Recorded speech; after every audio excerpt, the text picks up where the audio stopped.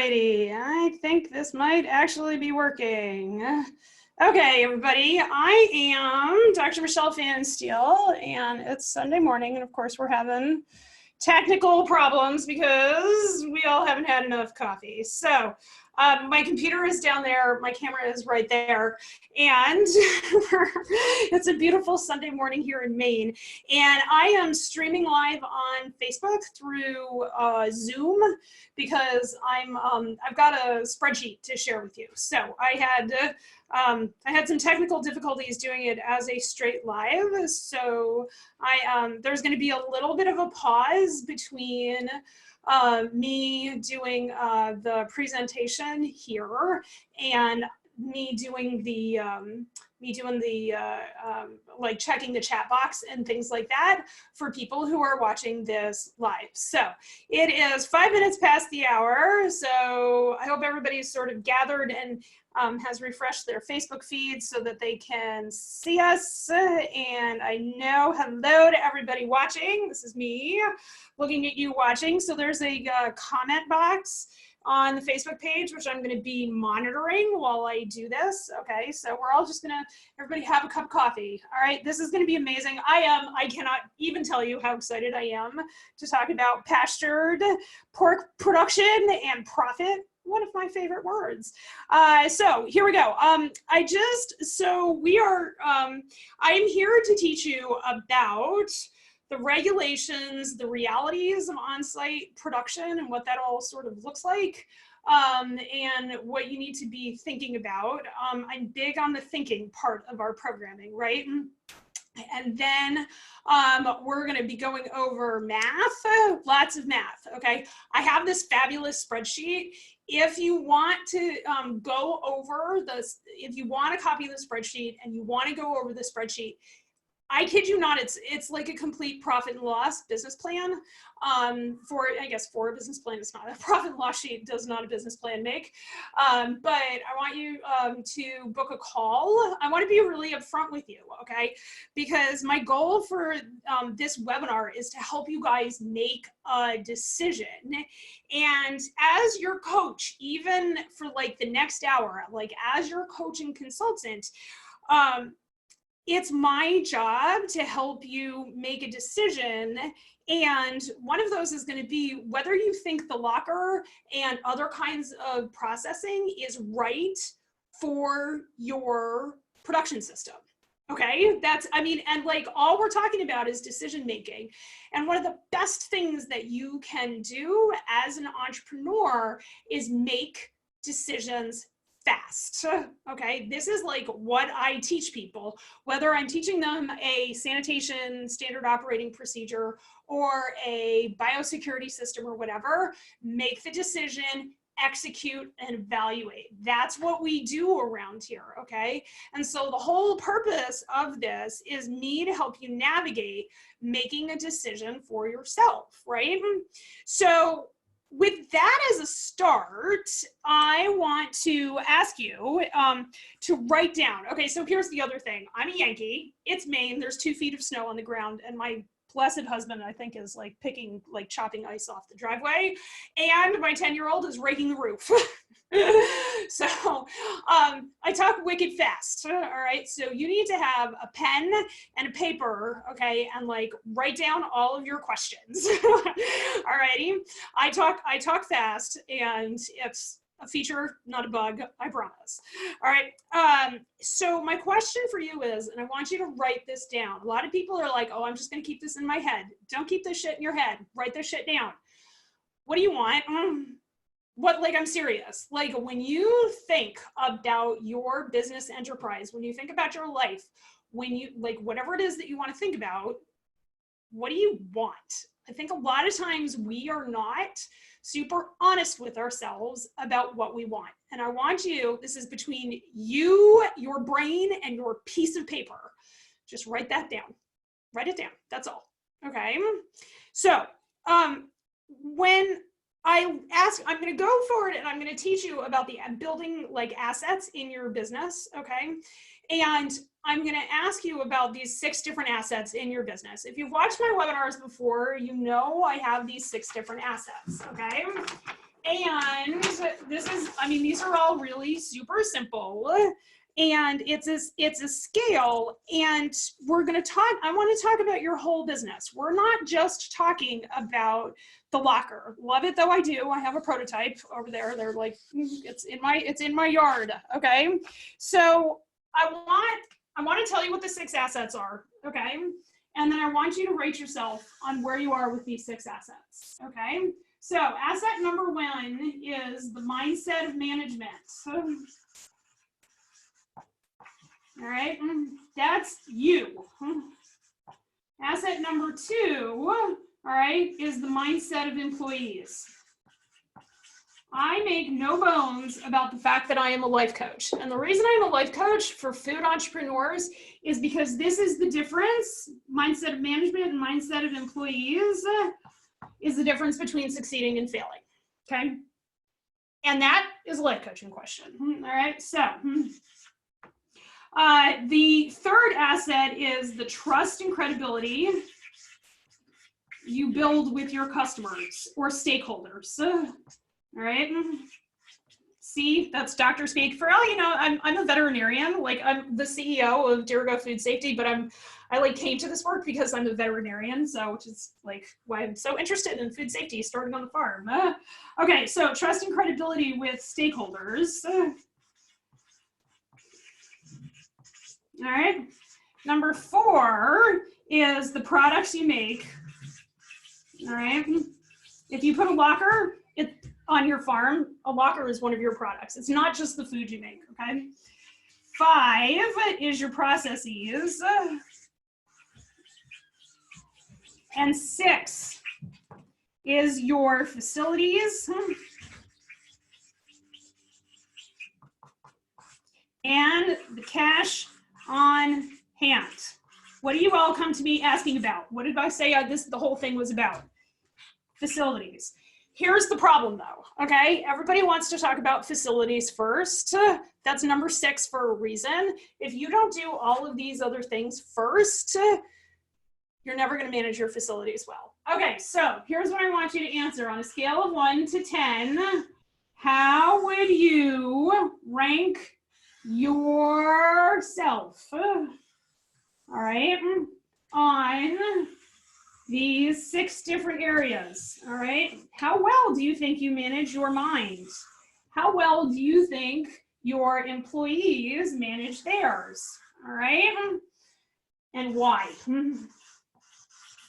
Write this down on your piece of paper. Take a minute, okay? And rate yourself on a scale of 1 to 10, all right? Now, be brave. Share with me in the comment box what you rated and why, okay? Because when we start thinking about this, if you are really unsure, okay, about how you are doing, and this is just like, just go with your gut, all right? People are like, oh my God, what if I rate it wrong? There's no wrong, just go with your gut. How well do you think you manage your mind? How well do you think your employees manage their minds? What sort of trust and credibility do you have with stakeholders? I find with most family farms, this is super high, right? How about with all of your stakeholders, not just your customers? How about with your local planning and zoning board, all right? How do you feel about your products? On a scale of 1 to 10, how are you feeling about the products of your farm? How are you feeling about the processes on your farm? Are you PQA plus? Okay, that's a process for your farm. How are you feeling about that? All right, and then finally, when it comes to facilities and cash on hand, how do you feel about that? Okay, because it's I'm not gonna lie, it's our feelings about all of these different things that's going to drive us to act in one way or another, okay? And so I want you to take a minute, do this, okay? If you're feeling brave, put it in the comments section, okay? And tell me what you are thinking, all right? This is going to define like what your biggest struggle is right now, okay? And so as I go forward, I know you asked me questions, and a lot of them had to do with like cash on hand and the process, like the business planning process for this. So I promise you, I'm going to get to that. So, but I want to give everybody else who didn't see the previous post an opportunity to tell me what you see after you do this as your biggest struggle. Okay. So I'm going to give you a chance to tell me what your biggest struggle is and what you see standing in the way of your success. All right. The more you post, and I am telling somebody to be brave and put that first post out there, the more you post, okay, the better questions I can answer for you. All right. So let me give you a couple minutes. I say a couple minutes, that's like a complete eternity on, but that's okay. And some of you are DMing me, so that's gonna be good. And then I had a couple of questions come in before. Okay, so as I see these DMs kind of come in, let me tell you, I can help you with this 100%. So some of you are saying that it's cash on hand, and I totally get that. We're gonna talk a lot about that. You don't understand what I'm saying about mindset here. It's totally fine. I have a podcast where I talk a lot about that, the Smallholder Food Business Development Institute podcast. So I want you to take a look at that. All right. You guys are doing good on trust and credibility of stakeholders, and you're not sure about processes and products. So that gives us a lot to cover. I might do more than one of these. And I want to tell you though, we're gonna start this by creating some knowledge, giving us, I think for a lot of us are in confusion because we think we don't have enough knowledge. And in the world that we're talking about, the knowledge of the regulations, that's really kind of probably true. My guess is that's not really what's stopping you a whole lot. But I'm here to give you the knowledge anyway. Okay, so what we're going to talk about is the layout of regulations. And when we're talking about like on-farm processing, we have local regs. All right, you've got your food safety. You've got your environmental and water regs, okay, including discharges.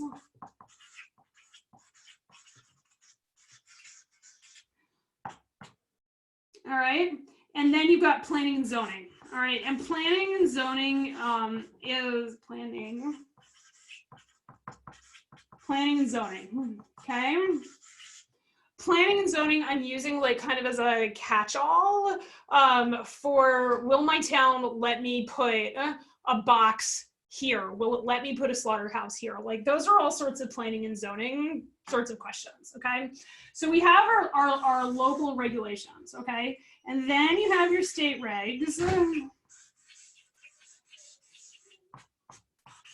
A lot of these will be around environmental monitoring. If you go state inspected, it'll be food inspection. All right, so for those of you who are in state inspected states, you have food safety regs. All right, and you have environmental regs. All right, and then we have 3, which is federal. All right, and I am only going to talk about food safety at the federal level because the truth is, can you see that? The truth is, you are, try and give them the choice between cutting off the top of my head and cutting off my writing. You're gonna get my writing all the time.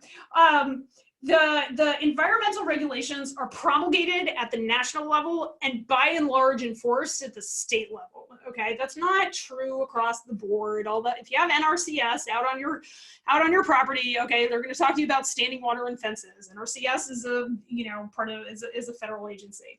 All right, so but this is by and large what we are talking about. So let me talk about each different one of these things again. Take yourself some notes. Okay, so because my goal around here is I'm helping you create assets for you to grow and scale and learn how you can create wealth and community. And the difference between you now not knowing these and you in the future, like applying these, is you deciding right now that this is not confusing. Okay, the reason I get through HACCP plans and SOPs so fast is because I decided they weren't confusing. When I learned them, I was as confused as you were, right? I had a sergeant teaching me this, and I was like, what the? I'd never been in a slaughter plant, nothing. When I first learned this, I was confused as you were. But I gradually, just by the fact of doing it, like became unconfused because I decided not to be confused, okay? That is when you decide not to be confused and overwhelmed, that is the difference. That is managing your mind. That's like asset number one on that previous page. You're going to make decisions faster and you will create wealth and community where you are. And that is what my business is all about, guys. Like, that's it. Wealth and community. I am about building sustainable regional economies based on food production. Food production is a quarter of the world's economy, and it deserves a prominent place in our regions, and we deserve the ability to feed ourselves. As some of you know, I am a veteran, and I believe that national security is food security. Like, when we feed ourselves, we are more sovereign as a people, and that means a lot to me, okay? So, how's that all sound? I know that sounds like a lot, okay, but I promise I'm around for questions. Y'all know I do office hours. I can stay on here for like as long as you want. My husband's cooking lunch today. All right, so let's start with our local regulations, all right? I want to give you a reality about your local inspectors. They are the least trained, lowest paid inspectors in the food safety world, in the environmental world, and in some places they're not even paid because your planning and zoning committee is volunteer in your town. All right, one of the things that we run into at the local level is people who think they know what is going on, and they really don't, okay? And I know that there are people here on this call who can attest to that. When you are faced with that nonsense, you have one of two choices, okay? You can either indulge in rage, okay, and be spitting mad at your local people, or you can come at it from a place of gentle curiosity about your own reaction, because you are going to have your own reaction to small-time, petty, irritating people, guys. Like, I don't sell unicorns and roses, my friends. I sell sustainable regional production systems, and it requires tolerating negative feelings. Running into these people generates negative feelings in me, and generates negative feelings in you, because they're in your backyard, okay? But if you come at it from a place of like, I can do this. You know what? What if it was actually an enrollment conversation and enrolling them in the idea that they can be part of the solution? Because a lot of times they see themselves as the cops stopping morons from doing bad things, because that's what they do all day.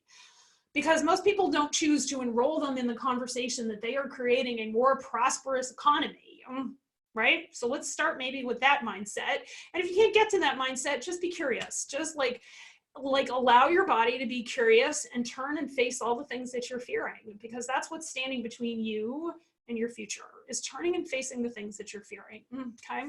So your local food safety regulations come in the form of your restaurant inspector, basically, okay? And that is for people who are thinking about putting like a commercial kitchen on their farm. So I have people who ask me about my locker, all right, which is an upcycled shipping container that I have patented to allow you all to like do what you want to do on your farm, all right, with my help. But that's, I mean, essentially what it is. It's got to, you know, get hooked up to water, sewage, and electricity. And I have people talking to me about turning that into a commercial kitchen. A commercial kitchen is regulated by your local food code, by your local restaurant inspector. Your food kitchen can sell within your state, all right? I think most counties, I haven't encountered a county yet where You have an inspected space and you can't sell across county lines, but I haven't investigated every county in the country. Okay.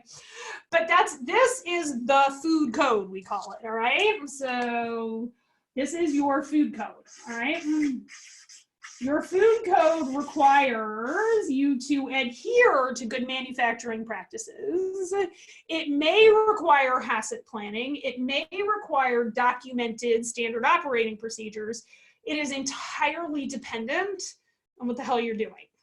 Okay, that's it. It's entirely dependent on what you are doing, my friend. Okay, so your environmental monitoring, intake water and discharges is usually, if you're in a larger metropolitan area, that is by your town. Lots of times that's by your county. Okay, I'm not gonna lie that it's easier to do processing if you have a source of town water.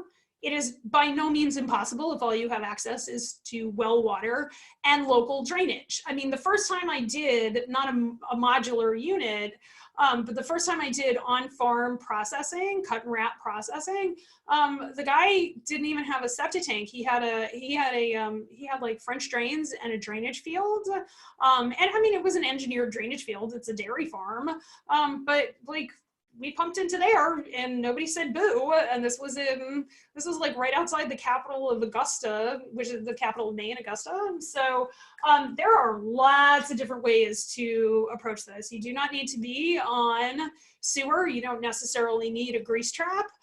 Some numbers to think about: if you decide to do on-farm slaughter, it takes about 330 gallons of water per head of cattle to slaughter. And I would guess it probably takes about 275 to 300 per head of steer. I'm not really talking about chickens and poultry in this webinar. If we were thinking small ruminants, I would say it's probably between 250 and 275 gallons of water per small ruminant. There's a ton of water associated with, there's like a ton of water associated with slaughter, okay? So when we start talking about, you got to figure out where is all that water coming from. If you are on a well, you better have a deep and intimate knowledge of your aquifer, okay?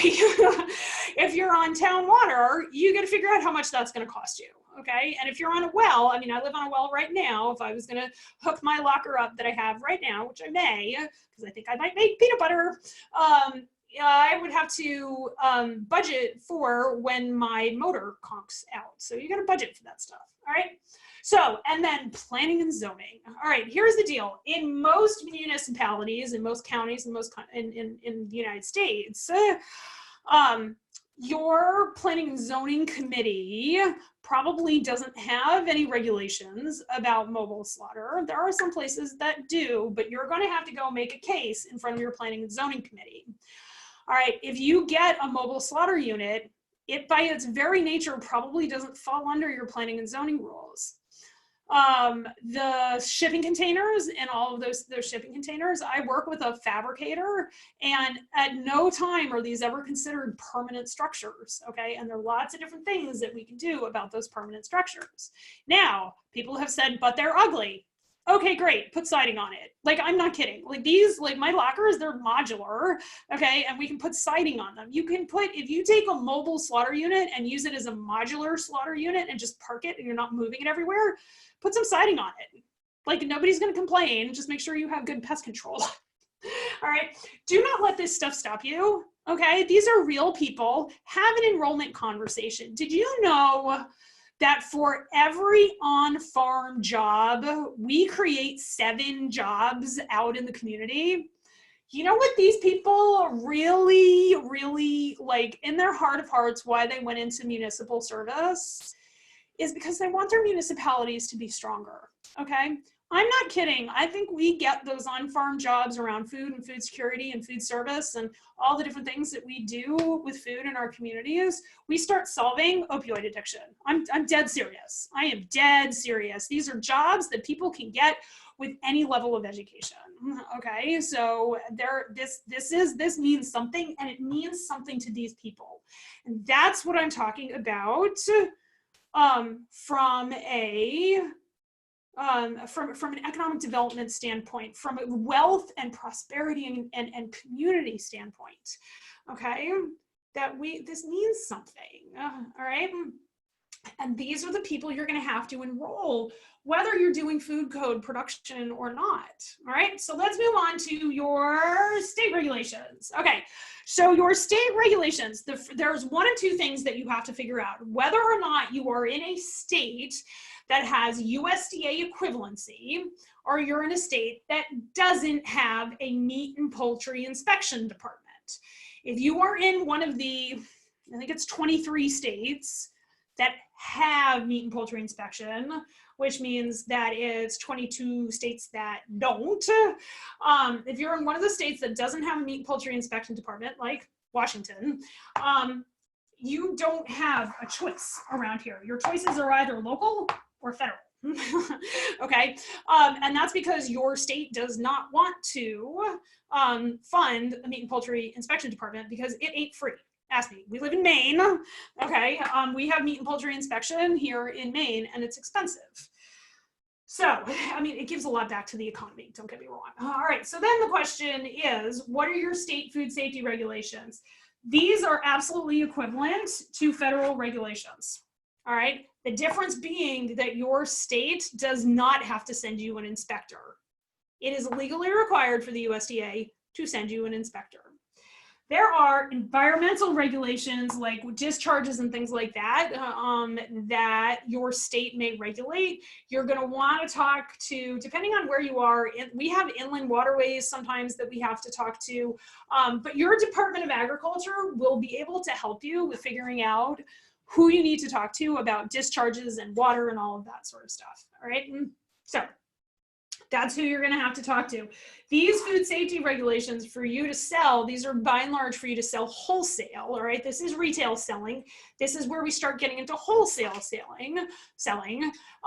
You are probably going to have written HACCP plans, written standard operating procedures, okay? Recall plans, allergen control plans, all of that sort of stuff for the state to regulate you, okay?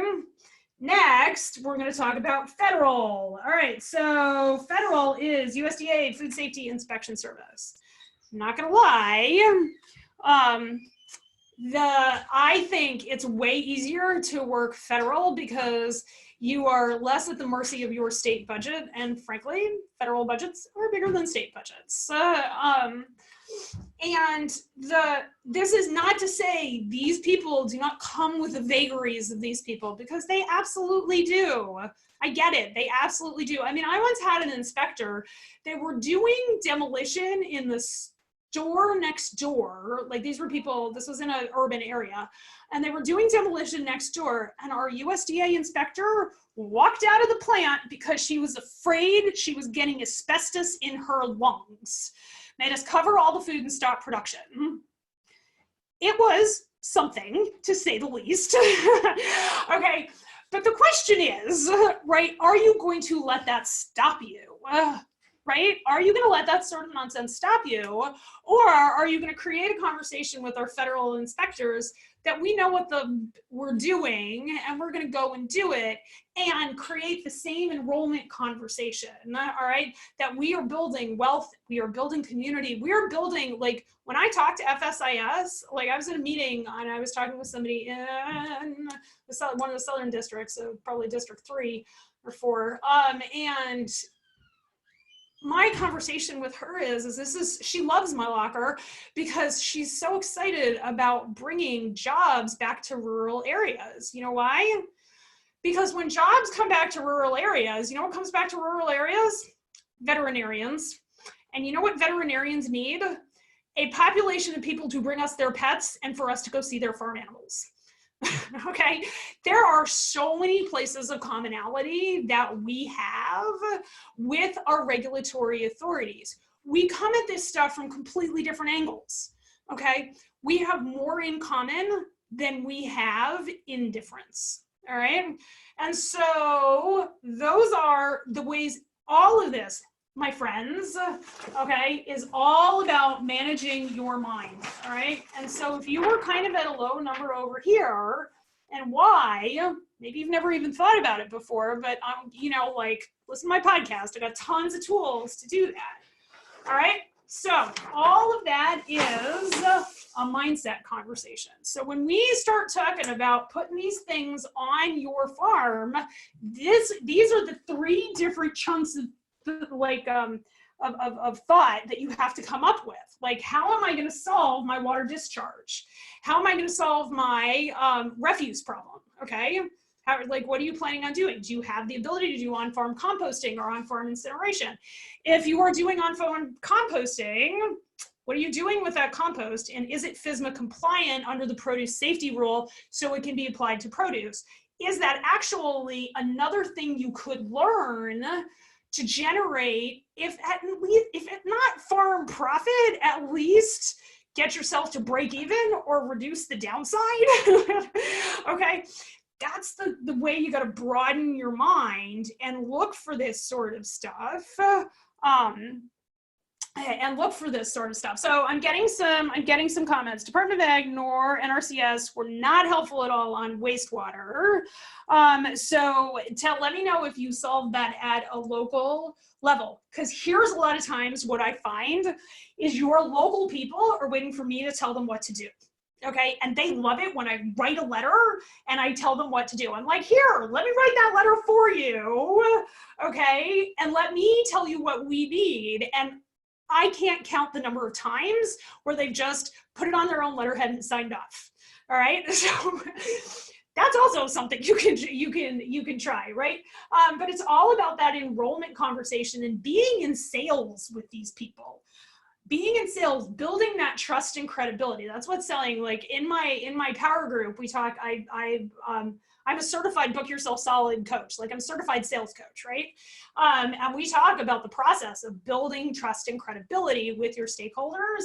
You can use all of this to build trust and credibility with your stakeholders. So this is what time we got here. Okay, so this is the regulations. This is the rules and regs.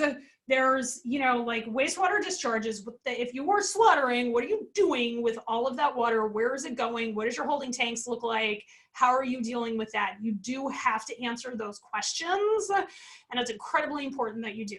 Okay, so now here is what I want to do. I am going to sit down. I'm going to drop this a little bit and pull my chair forward, and I am going to share some business planning with you. So, all right. So, Chrome, Microsoft, Excel.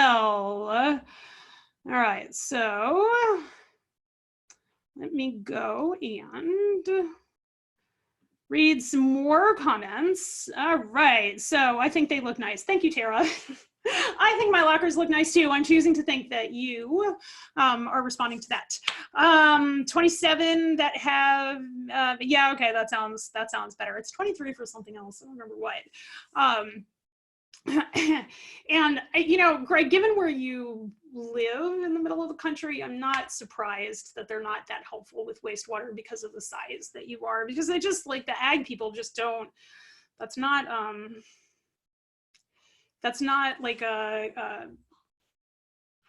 conversation they learn how to have. Maybe some of them do at Purdue, but not a whole lot. Okay, so I'm looking at my screen. That's pretty small there, so I'm going to, all right, we are going, let me, okay, that was really big.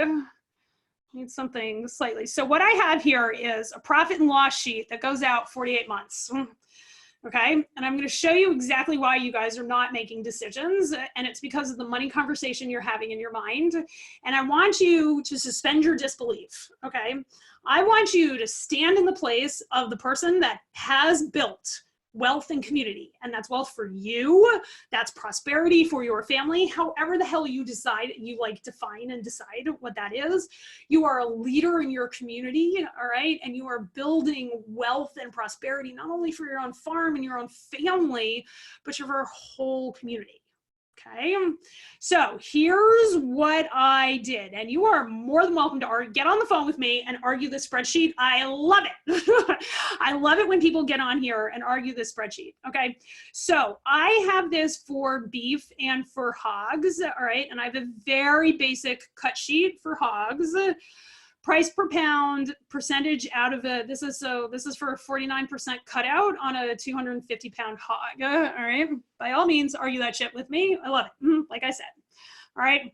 Where are we on cut weights? What is this? You know, like you guys can understand all of this, but out of a 250 pound hog, we are getting 4%. That 10 is 4% of your, that 10 pounds of shoulder picnic is your 4%. All right. Price per pound, total revenue, all of that jazz. All right, this gives us if I did my math right this morning, a $4.96 on your hogs. All right, so that's your average price for your hogs. So on this Gigantor spreadsheet, which I'm gonna make a little bigger here because I want you to see what I did. Okay, let me go back to Facebook here and make sure that's, make that a little bigger. Okay. All right, that's bigger. All right, so I want to go through and talk about a few assumptions that I'm making. First thing, I'm assuming 3 cut days a week and 2 admin days a week. All right, so significantly less than full-time sitting in a locker. All right, so that's the first thing that I want to talk about. All right, we've got some costs about what this means. We are paying a meat cutter $60,000. That is, you know, that's a lot of money. I'm not gonna lie, that's a lot of money, but somebody who does this for you deserves to make a lot of money. That's a living, $60,000 may or may not be a living wage where you are. The average American salary is $54,000 a year, 55-ish thousand dollars a year. You're gonna have benefits on that. 10% cost for when your meat cutter calls out sick, workman's comp insurance, not cheap. Okay, so we have expenses. We're starting in month 1. We're gonna have expenses that I'll show you that starts in month 1. And I do it this way because month 1 is when you commit to a locker, okay, or to a mobile slaughter unit, or to even your brick and mortar facility, because given enough massaging, you can probably put your brick and mortar in here, okay? That starts month 1. Month 1 is the months that your costs start, okay? Remember, we are building wealth and community. Wealth, my friends, comes with profit. The profit word is not a bad word, all right? It's one of my very favorite words, okay? So, oops, here we go. We might make that even bigger. All right, so that's that. So what I am saying is that over here, I'm gonna jump forward to month 5, okay? By month 5, if you get a locker, we will have built it, delivered it, and gotten USDA inspection. I'm doing this from a USDA production perspective because that's the one that's the fastest and the easiest, okay? Retail food code, pretty fast and easy as well. This one can be a lot slower. I mean, there was one year here in Maine where I called up and I said, hey, we'd like a grant of inspection. And they said, we're not doing any. We just don't have the personnel. And I was like, okay, then I guess we'll go federal. All right. So by month 5, I want you to actually be cutting. Okay. So we're going to start because you have to get used to it. All right. You have to get used to doing on-farm processing. And that takes a minute.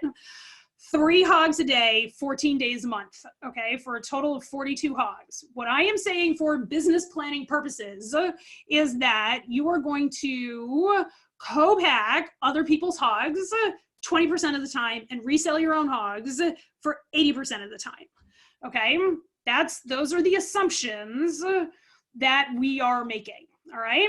So I'm going to make everybody car sick, and I'm going to zoom up to the top of my spreadsheet, all right? So if you get car sick, close your eyes. All right, I get wicked car sick when people are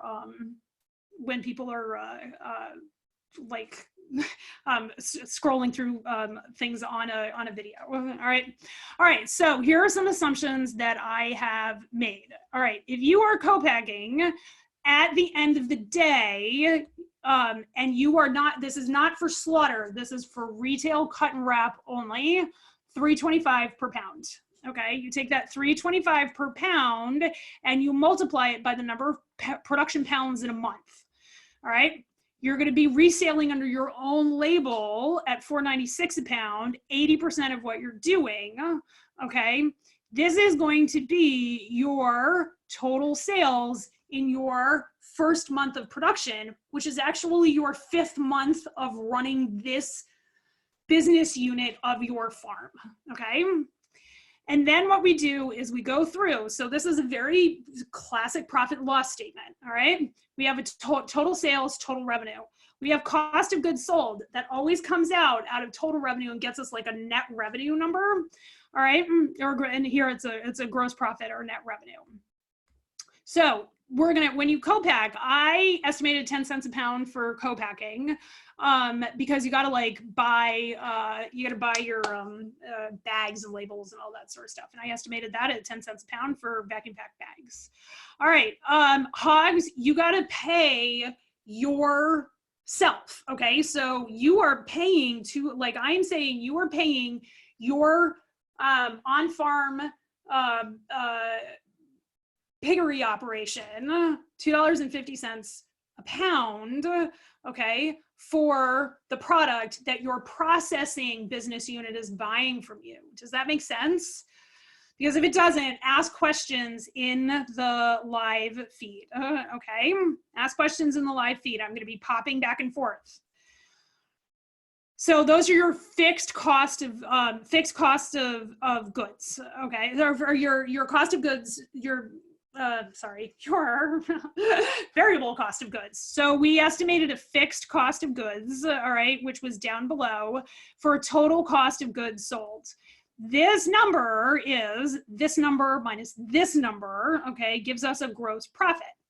From our gross profit, then what we do is we subtract out all of our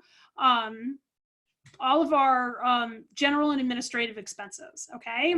Come in here, you're gonna wanna come in here, okay, after we get on the phone, and you're gonna wanna put in all of your own numbers, all right? So we've got all this, all right? So this I wanna show you, however, is with mobile, which one is this? This one is with mobile slaughter, okay? And the numbers aren't great, all right? Because what happens is that when you have mobile slaughter, all right, the numbers end up, oh shoot, I might have screwed this up. When you have mobile slaughter, all right, your mobile slaughter costs to lease, this is a lease, get very, very complicated, okay? And so I want you to take a look at these, all right? And the reason you guys are feeling really pretty terrible about this is because I want you to look at that cumulative cash flow with mobile slaughter, okay? And I think I took this one only goes out to 23 months. This is why this number right here, minus $500,000, is why everybody feels broke around mobile slaughter.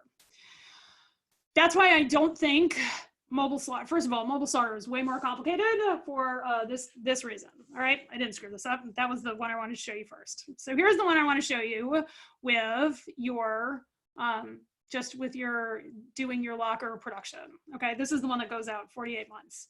Everything stays the same, okay? We are starting with 3 hogs, 14 cut days a month, 20% of total for co-pack, and 80% of total for resale, all right?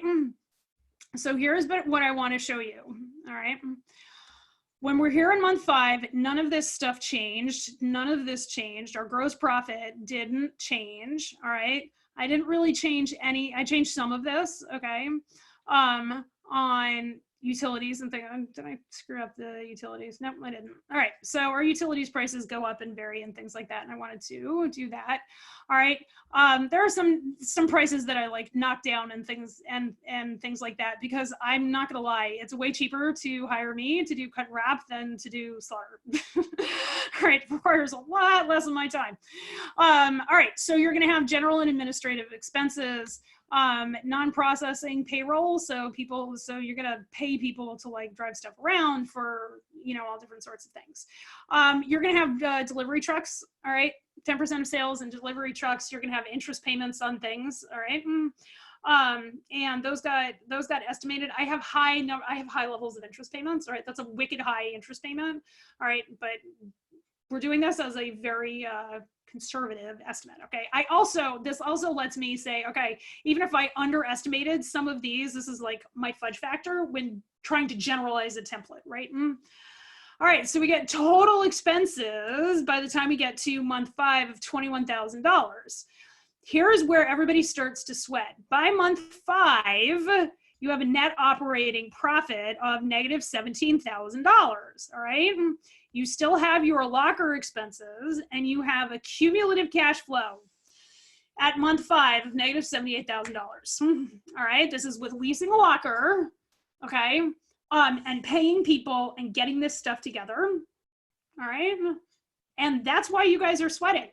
I'm not gonna lie, your net these two lines in yellow is your money story right there, and about whether or not you are willing to tolerate that. Okay. Now, one of my very favorite customers, she has a $500,000 credit line at our friends at Farm Credit East.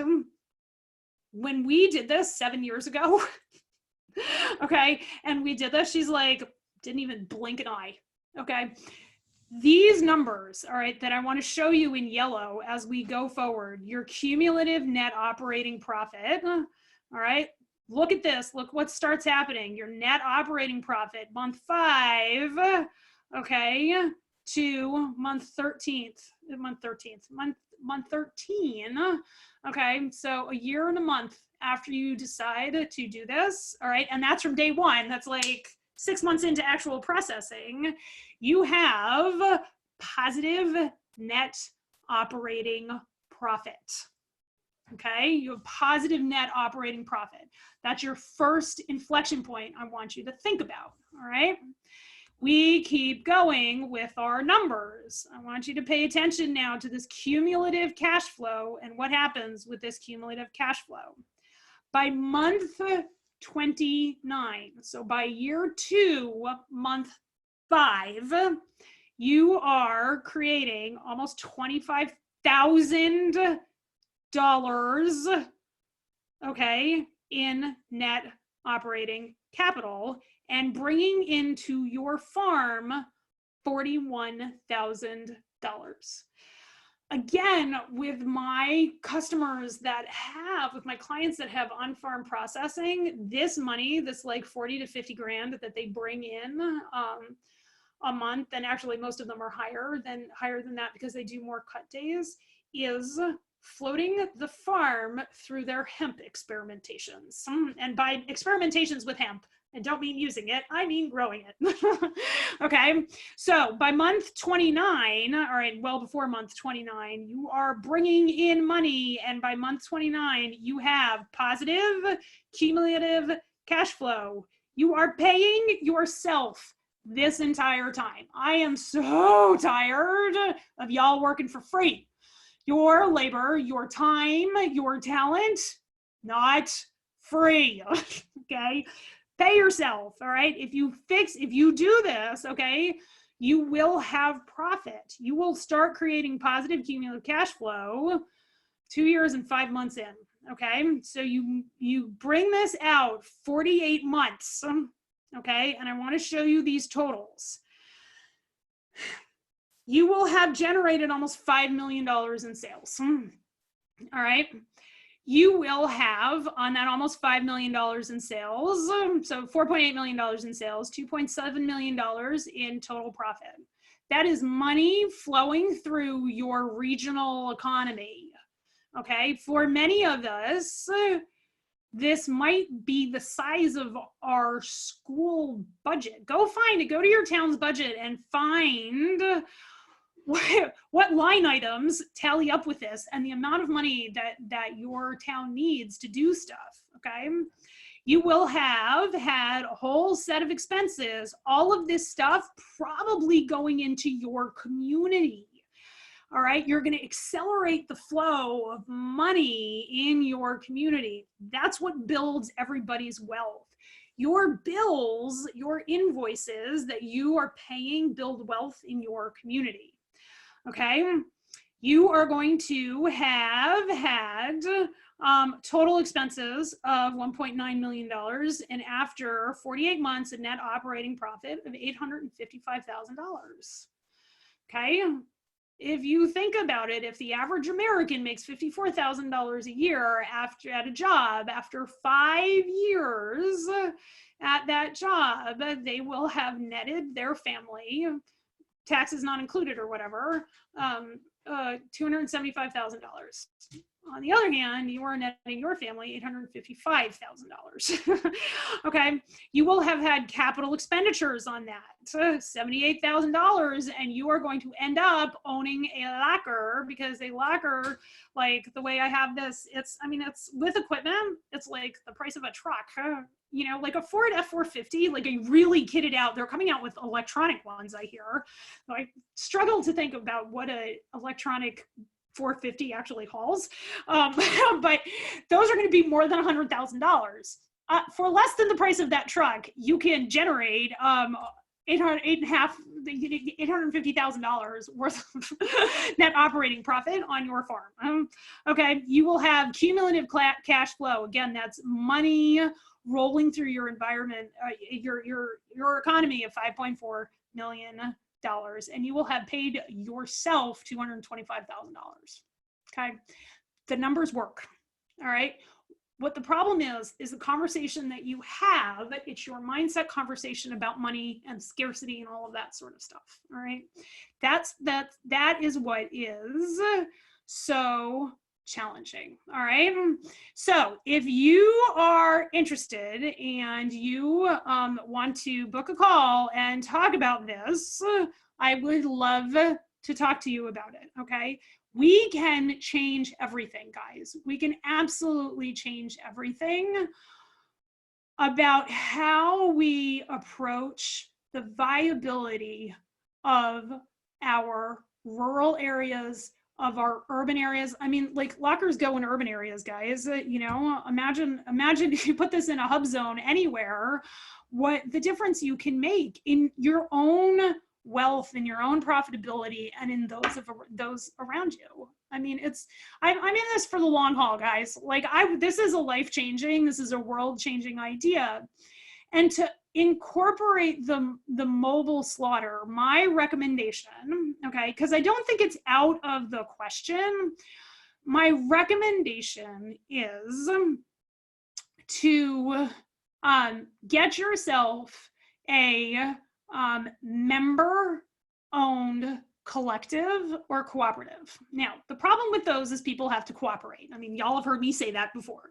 All right, but if there are ways, and you're welcome to talk to me about this, but there are ways for us to create the possibility of pooling our resources to make this work. All right, so I'm going to put a calendar link here in the comments, and if you want to talk about this, get on that consult calendar and you'll talk to Andrew. Okay, Andrew will get a sense of what you want to talk to me about, because I have a ton of people who want to talk to me, and you know I will talk to you when you know, like, when you're ready. But we got to get a sense. We kind of have a two-step process, so we know how we can best use our time together, right? I think that we can change the world. I'm not kidding. I think we can change the world, and that's why I did this, because I believe in the power of smallholder food. That's why I run the Smallholder Food Business Development Institute. I believe in it. I believe that you can be brave. I believe that we can be beginners and we can be brave together. I have the sources of financing. I have the sources of capital. And I would love to talk to you about it. All right, so I've got some more. Comments to look at, and I will. I'm going to answer those comments, ask more questions. We're at the top of the hour, and so people may need to go, and I totally get that. But if you want to stick, I'm happy to. I am happy to stick around. Greg says, on-farm microprocessing, if a person can get USDA kill and chill is a viable model. Thank you, Greg. I agree with you. I actually think if we're utilizing our slaughter production well, which is really what the USDA wants, I think that we can get probably 20 of these units per slaughterhouse, and it will allow our slaughterhouses to operate more efficiently because you can chill and kill, and and especially when we're talking about hogs, one of the biggest issues is scalding the hogs. I was talking with a farmer on Friday, and he wants to do on-farm processing, but what the hell do you do with a scalder? It's not like you can put a scalder, like I love my locker, but you can't really put a scalder in a locker because of the air handling requirements. I mean, I suppose you could, but it would be very hard. And so if we look at utilizing the economic the infrastructure that we have around slaughter, okay, and we worked with those guys to give them a better base where we're buying 12 months out of the year to bring onto our farm, all right, then they will have more money and more capacity to get us the products we want, which is frankly skin on pigs. All right, in this context. There are other contexts we talk about for beef and things like that. And so I think that we have at this point in our history, I think we have all of the things like really, really lined up. I think that we have the talent for cutting, all right? We have people who will teach. I know several people who teach butchery and who teach profitable butchery. Mark Povere, if you guys don't know him, I can put you in touch with him. He and I are gonna do a podcast all about profitable cut and wrap and value-added processing. Carrie Underley runs the Range Meat School, and you can go to Range Meat and you can learn with like how to cut meat. All right, and there are like just a lot of people who are realizing that this is a viable way to do it. And I have just shown you a more viable way to do it because you're actually paying that meat cutter $60,000, which means that they have a semblance of a chance to pay their tuition back for whatever it is they went to go learn and do. All right. And so there is the capacity for people to drive around. All right. There are people who are setting up Uber for less than pallet loads of distribution. When I started this business 8 years ago, that didn't exist. I mean, the distribution problems were real, but you know what we have now? We have the sanitary transport rule. Y'all want to start a distribution business? Get on the phone with me. I will hand you a sanitary transport plan. Okay, you do. This is like my promise. If you think your problem is distribution, you get whoever is going to drive that truck on the phone with me, and I can have them up and running in a profitable business within a 1-hour phone call. All right. And so like, and then we have the infrastructure in place that creates a viable place that the USDA can see. I've brought the USDA through my locker. They love it. They love it. Okay. We have viable ways we can do this. We have a community to support each other. We have chefs who want to buy this stuff. You run $5.5 million of cash through your local economy. You know what you're going to create? People who will buy your stuff. I think we are absolutely in a miraculous place in our economies right now. And all we have to do is build our assets in our businesses, okay, that allow us to understand with the investments that we are making that you can get to a 9 or a 10 on managing your mind to be able to tolerate net negative cash flow until month 13, all right? and then creating truly positive cash flow by month 29. What were you doing 29 months ago? Okay, I was trying to grow and scale my business. I don't know about you. All right. Mindset of employees. What if managing your mind was like a prerequisite of working with you? Because it's a prerequisite of working with me, and it's amazing. Okay, my company makes so much more money because of this. Trust and credibility with our stakeholders is fun. It's totally fun. Creating products that answer problems in the universe, isn't that what you started out to do? Imagine if you knew how to tolerate all your emotions getting to there. Imagine if you knew how to tolerate all your emotions getting to the processes that do it. We've got the answers, folks. All it takes is for you to decide that this is the next right step for you. That's it. All right, that's what I got for you all. I love you very, very much. Thank you for spending your Sunday morning with me. I will hang out for just a few moments, and I am happy to answer questions for you. And happy to answer questions. Book a consult call. We're having, we got like, I don't want to say tons of time on the calendar, but we have a non-zero amount of time on the calendar, and we'll make time for you. A lot of you have been DMing me, you know where I am. Okay, and I love you all. And I will I'll be able to keep an eye on the comments section throughout the afternoon. So I will do that. Thank you very, very much, everybody. You've been amazing. Thank you for spending your Sunday morning with me. I hope you have a day full of awesome. All right. Have a great day, guys. Bye.